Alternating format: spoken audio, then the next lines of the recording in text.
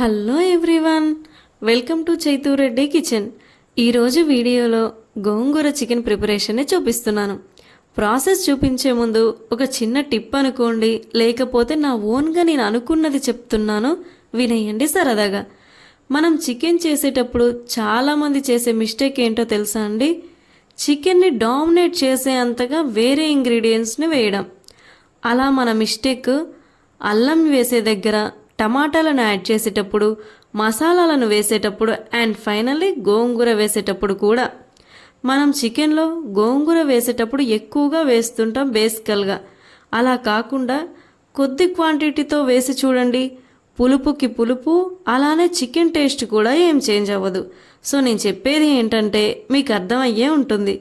ఏది చికెన్ని డామినేట్ చేయకుండా గోంగూరతో టేస్టీగా చికెన్ ప్రాసెస్ని చూపిస్తున్నాను, చూసేయండి. మరి ఇక్కడ 1/2 kg చికెన్ని క్లీన్ చేసి తీసుకున్నానండి. అలానే 2 మీడియం సైజ్ ఆనియన్స్, 3 పచ్చిమిర్చి, ఒక చిన్న కట్ట గోంగూర చాప్ చేసుకొని పెట్టుకోవాలి. గోంగూర అలా వేసినా ఏం కాదండి, ఉడికిపోతుంది. ముందుగా స్టవ్ ఆన్ చేసి ఒక ప్యాన్ పెట్టుకొని అందులోకి ఆయిల్ వేసుకోవాలి. ఆయిల్ హీట్ అయ్యాక బిర్యానీ సామాను మసాలాను వేసి కొద్దిగా ఫ్రై అవ్వనివ్వాలి. ఆనియన్స్ని వేసి ఒకసారి కలుపుకొని ఆనియన్స్ లైట్ కలర్ చేంజ్ అయ్యాక టమాటాలను వేసి మిక్స్ చేసుకోవాలి. ఇప్పుడు టమాటాల అండ్ ఆనియన్స్ సాఫ్ట్గా కుక్ అవ్వడానికి కొద్దిగా సాల్ట్ని వేసుకొని కలుపుకోండి. నెక్స్ట్ గోంగూర ఆకులను వేసి అలానే గోంగూరతో పాటు మిర్చిని కూడా వేసుకోవాలండి.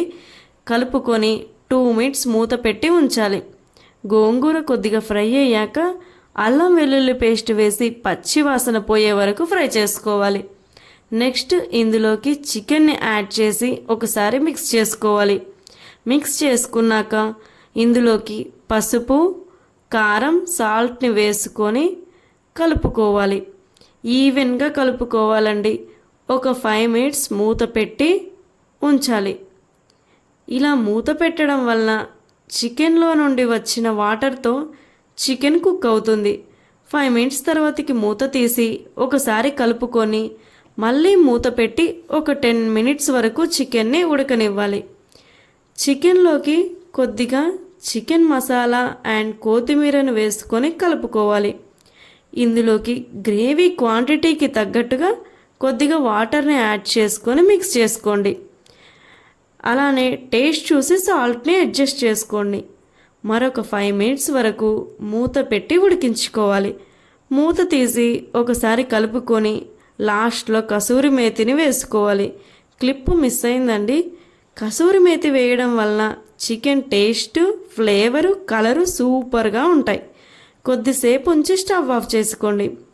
ఇలా మీరు గనక మీ ఇంట్లో వాళ్ళకి ఇక్కడ చూపించిన క్వాంటిటీలతో గోంగూర చికెన్ చేసి పెడితే మీ వాళ్ళు కన్ఫామ్గా ఫిదా అయిపోతారండి. ఈ వీడియో మీకు నచ్చిందని అనుకుంటున్నాను. నచ్చితే ఒక లైక్ చేసి వెళ్ళండి. ఇంకో మంచి ఇంట్రెస్టింగ్ రెసిపీతో మళ్ళీ కలుద్దాం. అంతవరకు బాయ్ అండి. సబ్స్క్రైబ్ చేయడం మాత్రం మర్చిపోవద్దు. Thank you.